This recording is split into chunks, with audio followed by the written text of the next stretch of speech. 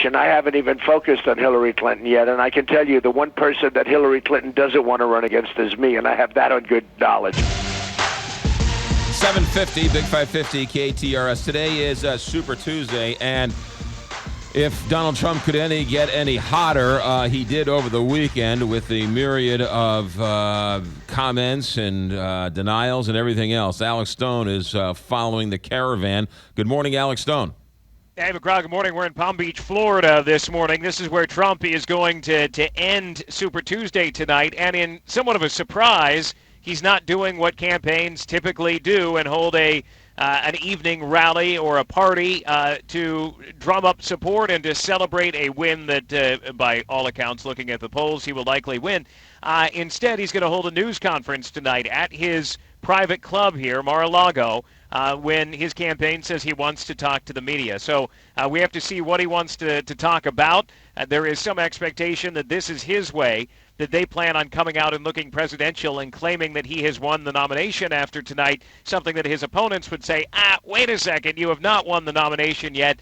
But if he has a powerful night tonight, he could be on the road to making it very difficult for anybody to catch up. Already he's got that momentum, but it could be more than momentum, an actual delegate count tonight, especially if he has a successful night in Texas. 155 delegates up for grabs there. Ted Cruz's home state. Cruz is ahead by 10 points in the polling there, but that would be a big coup for Donald Trump if he were to take Texas. In a situation where image is everything, the establishment, Republicans, Christie Todd Whitman, story in the New York Times, the Karl Rove people are all up in arms trying to figure out a way to knock this guy off. Has that permeated at all through the campaign? Are they talking anything about losing the quote-unquote establishment wing of the Republican Party? They seem to care less about that. They don't care about endorsements unless it's Chris Christie, and they don't seem to care what the establishment wants. The establishment has made it very clear that it's not in line with the Trump campaign. Look at some of the polling numbers that have come out in the last couple of days showing that even though Trump has 49% support, that there's a big chunk of those who do not support him who are Republicans who say they would not vote for Trump, that they would vote for another candidate. And then you've got members of Congress, Republican members, who are saying they would not support him. And then today, a new poll out from CNN, one that goes against Trump, so he's likely going to say that it's not trustworthy, even though he likes to quote polls if they're on his side, that shows in a head-to-head matchup that Trump would lose to Clinton and to Bernie Sanders. Now, it's not the same if it were Bernie Sanders or Hillary Clinton against Ted Cruz or Marco Rubio. It would be a different situation there. So there are some issues that the campaign definitely has. The establishment not backing Trump at this point. They have coalesced around Marco Rubio, but Rubio hasn't won a single state. If Rubio wants to have any ability to move forward at this point, he's got to win something and show that all of this talk about that he can beat Donald Trump, he's actually got to beat him at some point, and he hasn't been able to do that. Tonight will be his chance, and it's not looking good, except for maybe a state here, a state there. Trump is coming in on top of the numbers, and looks like, except for Texas and maybe a couple of other states, that he's likely going to dominate. The controversies are coming so fast, so furious, you can't get to them all, and the news cycles being what they are, they come and they go. This Mussolini clip that he sort of retweeted and this KKK controversy, as white hot as it was yesterday, it seems that his supporters just don't care.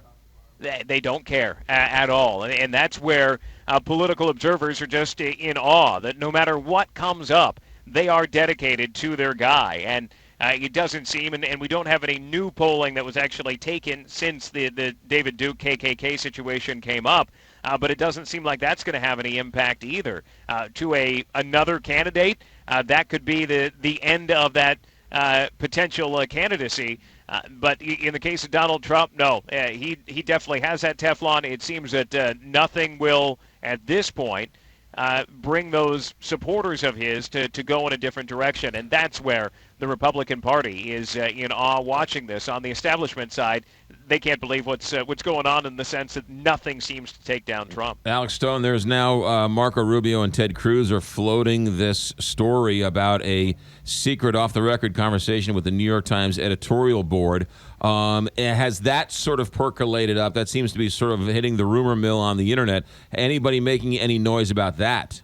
It's beginning to come up right now in the last couple of hours, his discussions with the New York Times, a discussion that was supposed to be off the record where he talks about immigration and potentially some wiggle room in his immigration plan with the conversation coming out into the public. So far, it's too soon to know if that's going to have any impact because his immigration has been a big point of his campaign rallies. He leads every campaign rally off with, who's going to build that wall? Mexico's going to build that wall. Now, as part of this conversation, he said that the wall was non-negotiable, but still there are some aspects of the conversation that you would think some of his supporters may not be in favor of, but at this point, nothing has hurt his numbers. They just continue to grow. Alex Stone, ABC News Radio, Palm Beach, Florida. Thanks for checking in. Be safe, Alex.